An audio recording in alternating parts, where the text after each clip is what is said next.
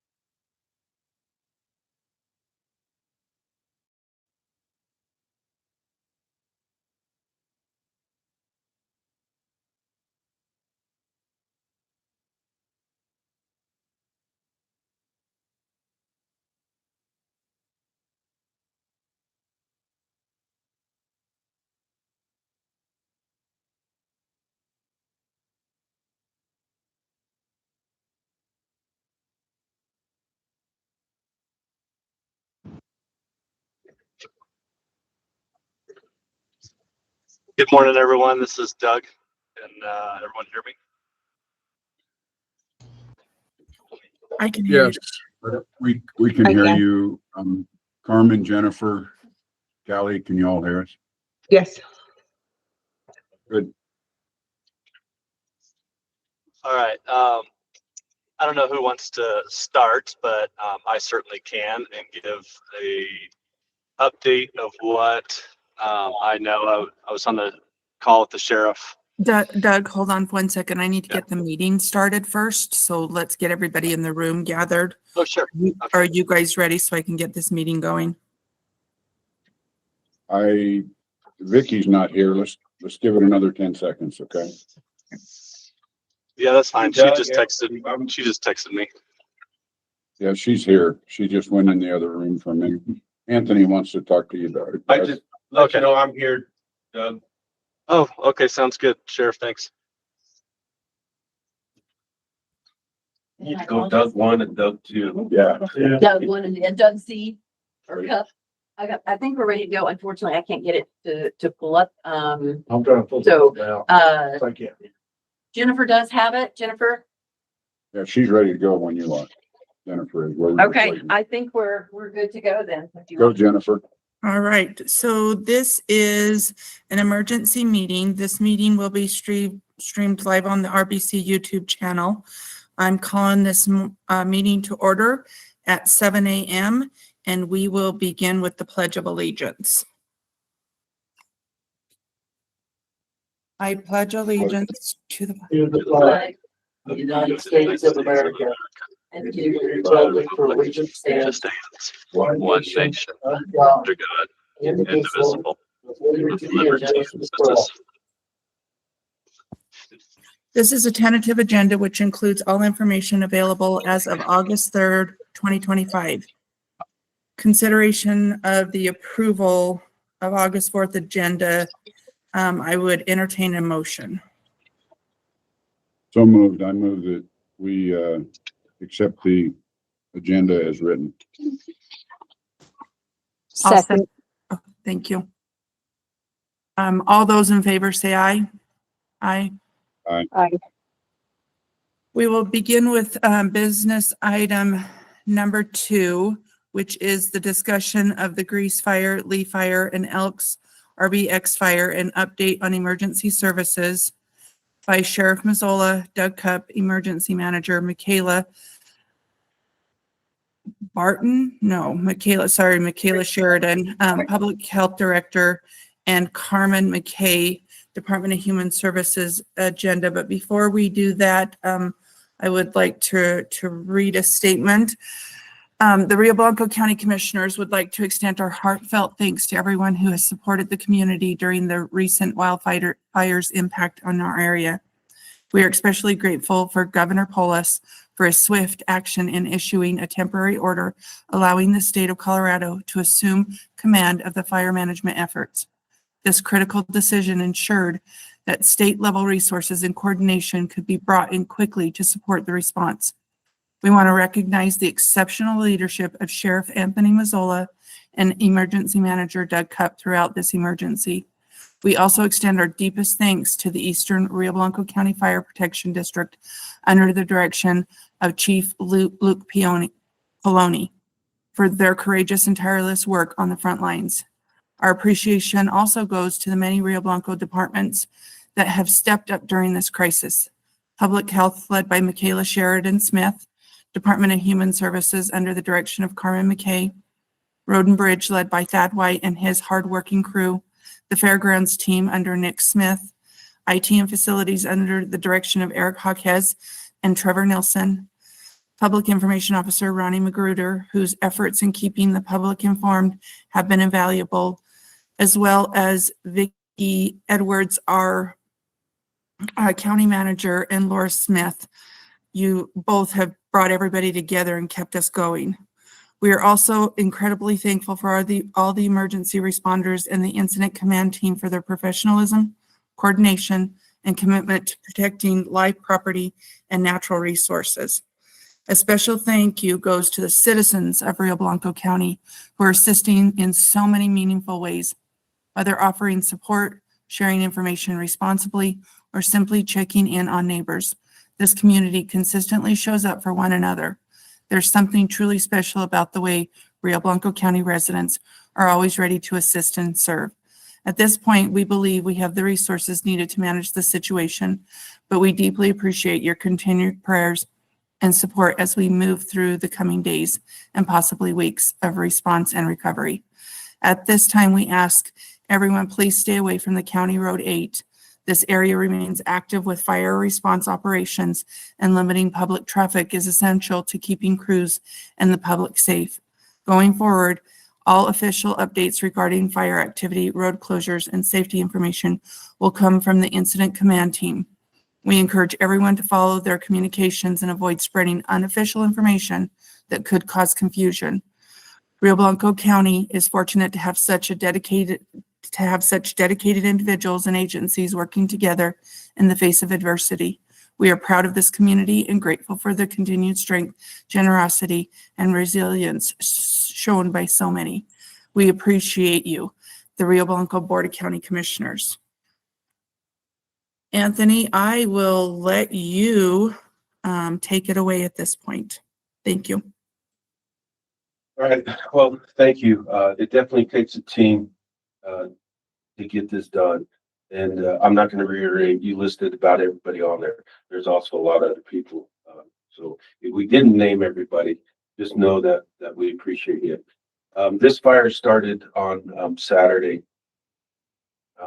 It was lightning caused. We actually had an individual that was over on Miller Creek see the strike happen. So we know it's lightning that caused this fire. I want to make sure everybody realizes that lightning caused this fire. The conditions out there are very, very dry. All the fuels are available and they're burning like crazy. We get a little bit of wind. Yesterday, not even very strong. We had 20-mile-an-hour winds that just took that fire and ran it amazingly fast.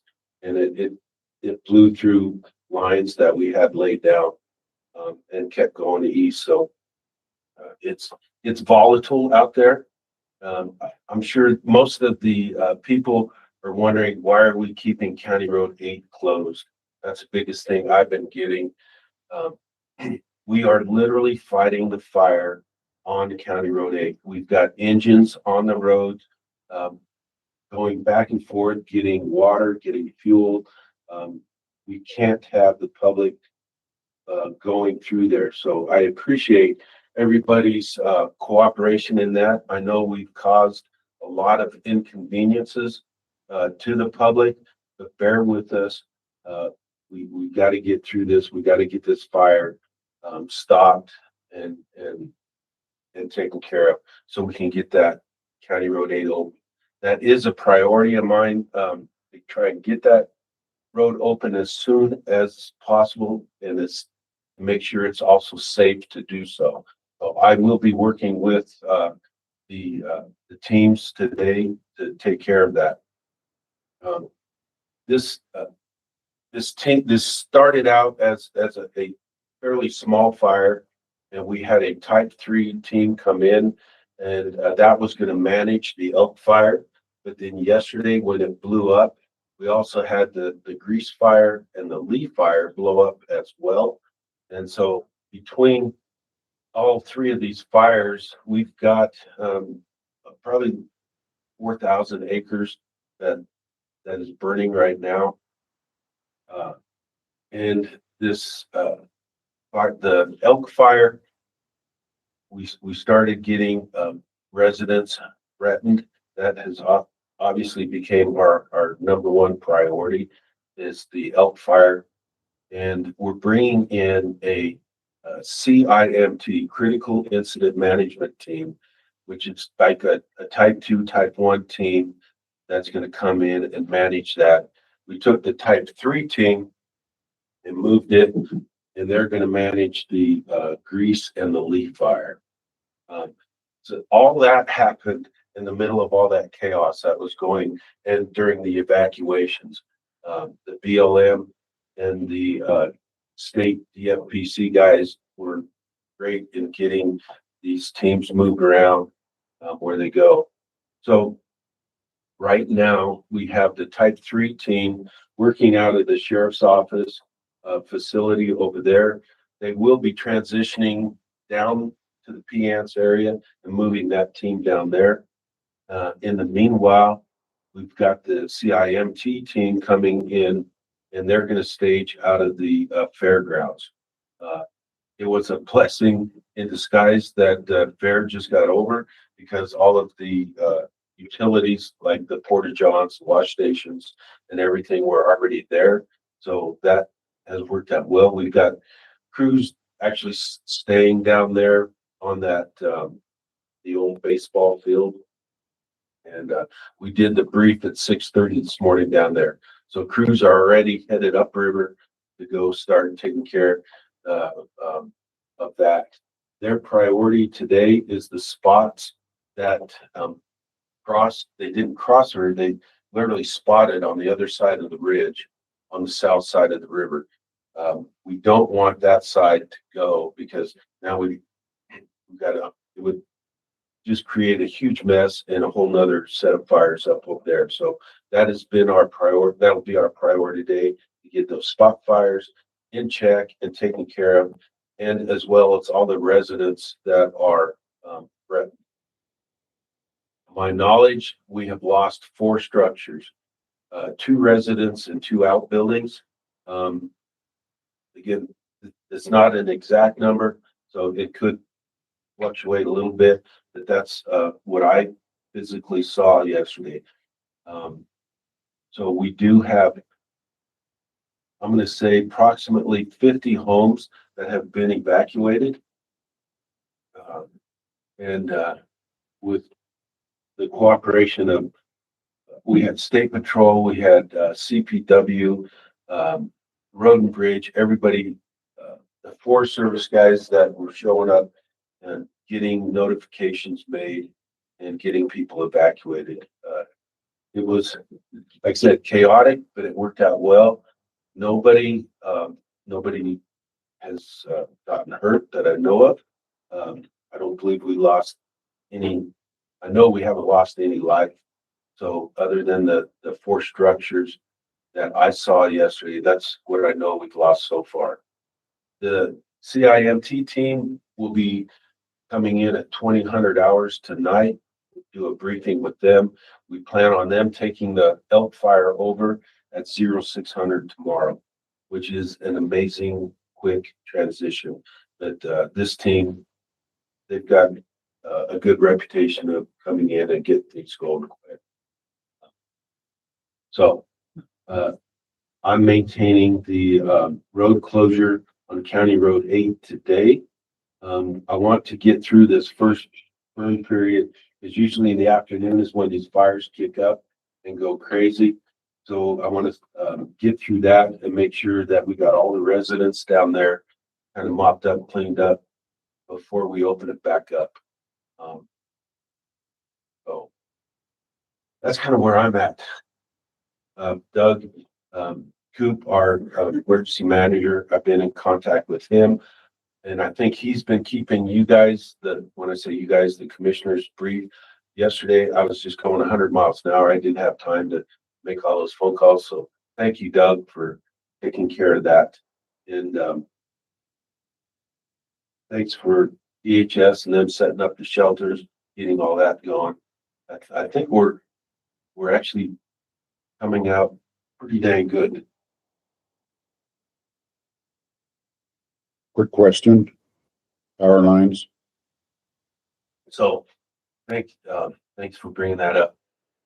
White River Electric, we had power lines impacted. We have poles burned down. We're hoping that we don't have lines falling down, because if the lines fall down, then we got to get RA in there to get all that stuff and allow the firefighters in. So the power, they shut the power off at Miller Creek, and they literally had to cut the lines. And so we've got power from Miller Creek, downriver, upriver. The power is out all the way up to the about the end of the pavement is where the power is out. That's gonna remain out until we can get REA in there and have to repair those poles and get those back up. That's gonna happen. REA is gonna go in there and start looking today and see what they can do about getting that back up, as long as it's safe to do so and fire's not impacting those lines. That fire came, it came downhill as fast as it was going uphill yesterday, and a lot of those power lines were in the bottom along County Road 8. So power, we'll try and get that on as soon as we can and make sure it's safe to do so. Anthony, this is Callie, and we actually have power. It came on late last night. And we still have power this morning. I don't know how, but we got it. And remind me where you're at, Callie. She's at County Road Frisbee's. 12. Okay, so maybe they went up and got that going. They might have hooked it from the other direction or something. Yeah, I mean, there's been a lot of things happening that I'm not 100% aware of, so those are good things to know. Yeah. Thanks, Callie. Yeah, yeah, happy to report that.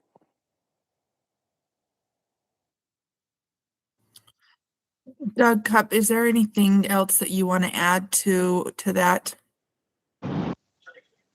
Only a couple things. The sheriff did a great job being really thorough about all the updates and what's going on. A couple things that we had last night. Carmen and Michaela did an amazing job getting the shelter set up and being able to be prepared if anyone showed up. We did have one couple show up to utilize the shelter, and they ended up finding some friends that they could stay with. And so we ended up, I do not believe we had anyone show up. We had a note on the door for them to call dispatch and Carmen and Michaela if people needed shelter. I did not hear that we had that, but they might be able to provide. This is Carmen. Nobody Okay. nobody showed up.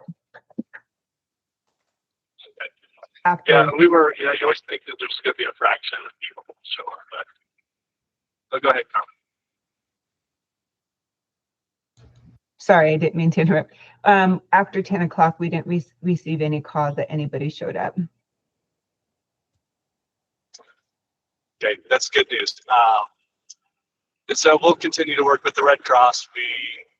They're working multiple fires that all started about the same time frame due to lightning. And so they're not going to be on the ground unless we need them. But they have been activated, so we can have that list of, supplies and cots and food and those types of things that should we need to support members that need a shelter in the meantime. So we'll continue to monitor that and be able to activate more resources should we need it. I do know the team that's coming in, and so it's good that we'll have a little bit of that relationship going on. One question I have for Anthony, Sheriff, does the Type 3 team stay until the complex incident management team shows up? I didn't catch on. Did the Type 3 team go complex? No, he's wanting to know if they're gonna stay here until the CIM, he doesn't understand they're moving to the other fire. Okay, so the Type 3 IC team that we brought in, they are no longer attached to the Elk Fire. They are they're attached to the Lee and the Grease Fire. Okay. And they're set up right now at the sheriff's office and for their ICP, but they will be transitioning down to the Piance area with their ICP.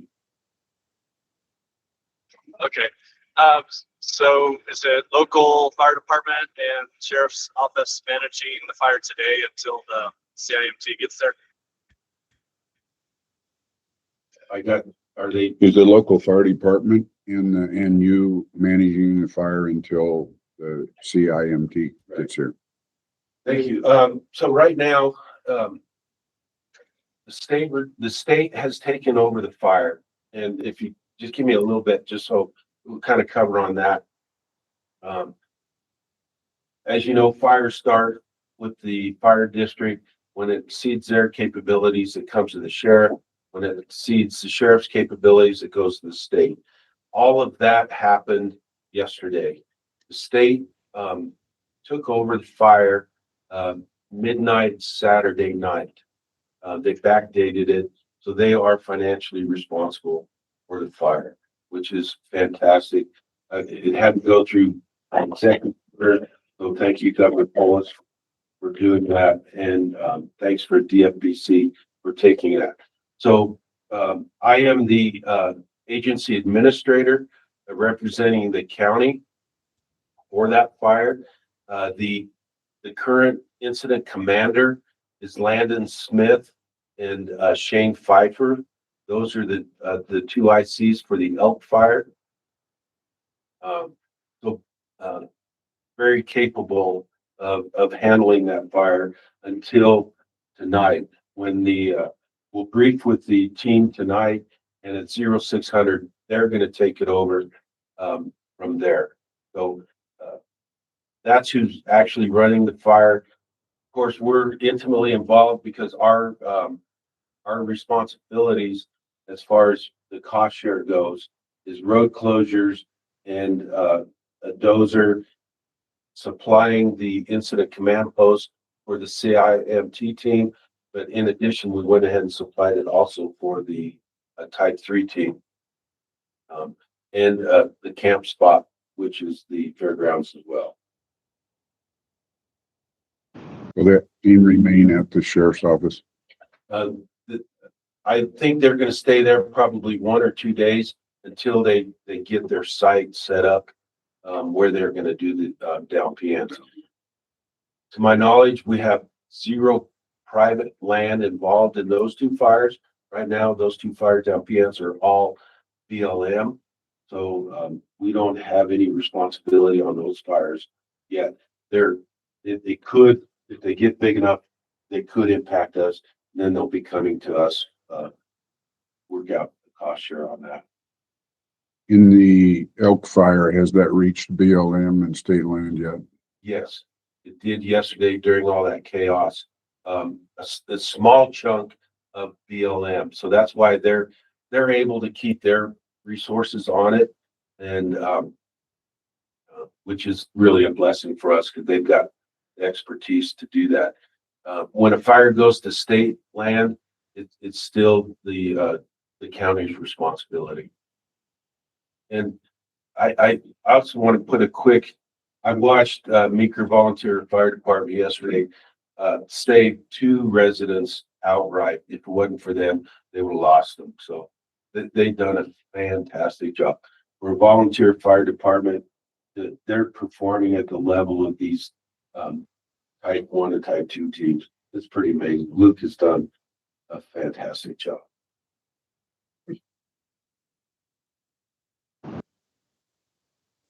Thank you, Sheriff. I appreciate you covering the incident commander and all of those pieces.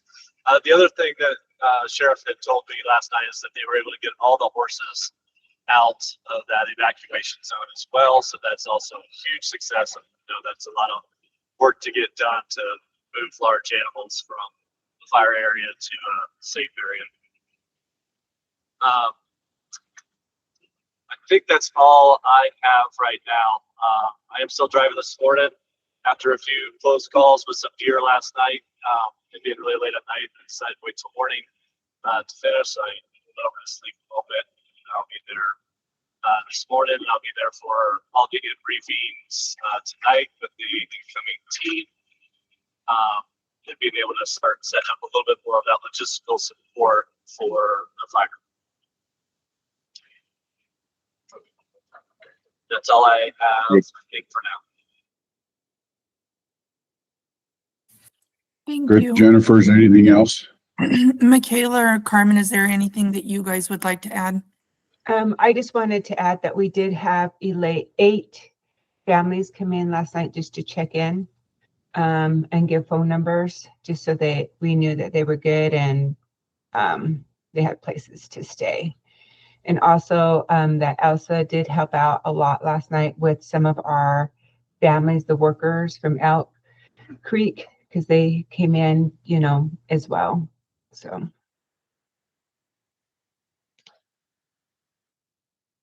quick Well, question, Go ahead. do we have estimate of how many firefighters we have on the Elk fire?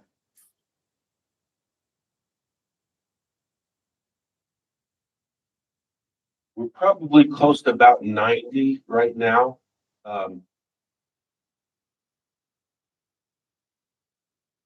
Okay, I was just seeing the reports on the other fires, but I hadn't seen a number for this number or for this fire. So just checking. Thanks.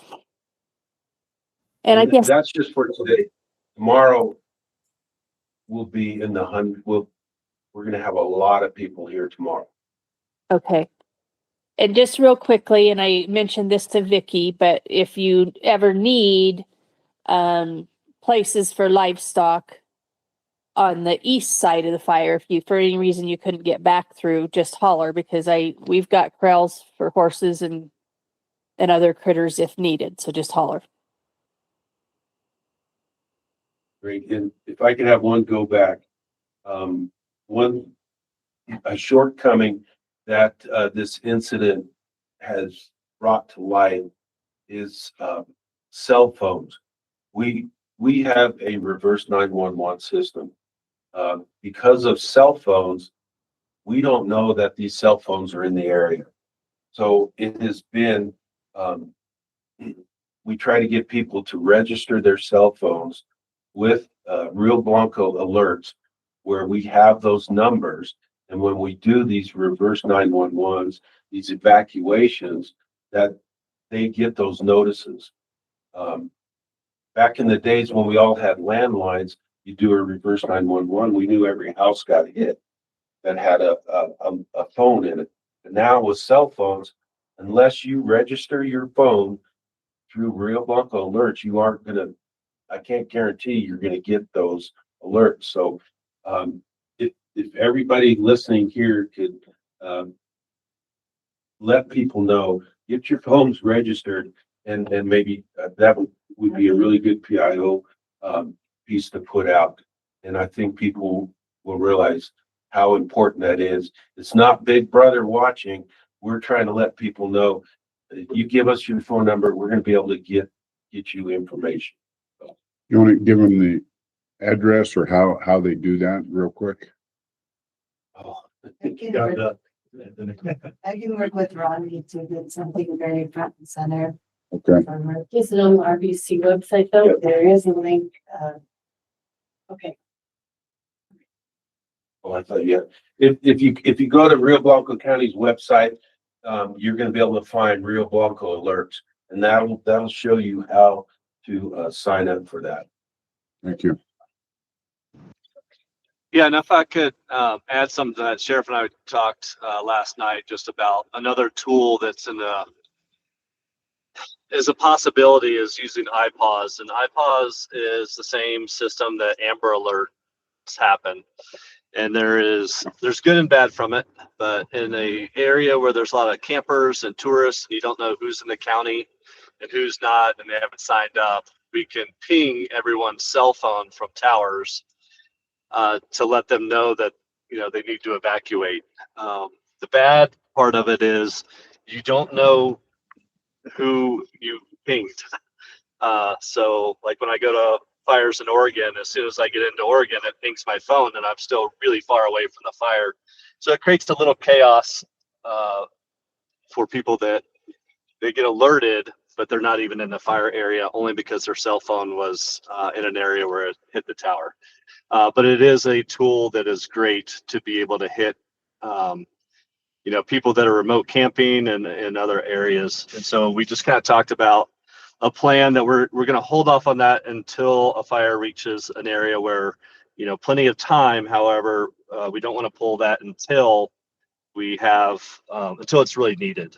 But that's how we catch the other people that have not signed up in the emergency alerts and may not go to the website, and they may not be in contact with individuals that can kind of show them how to get information. So we'll have that ready. The messaging will be really important to say who the affected area is, so we don't create chaos for people that are, you know, in Craig that just so happen to get, you know, pinged.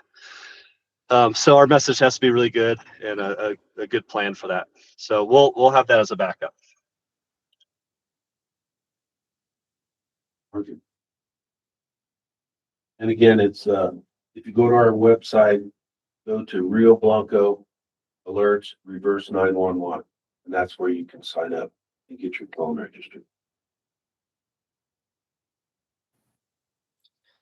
And I want to really quickly, there was one person that we forgot to mention, and that is Lynn Lockwood, who has been keeping our website updated. Lynn, thank you so much. And I know that you have been working with Ronnie on keeping that updated. So I just wanted to make sure that we thanked you. Reason I'm happy to support Ronnie. Is there anything else, anybody else that has anything that they need to say or update us on? The one question that we'll need is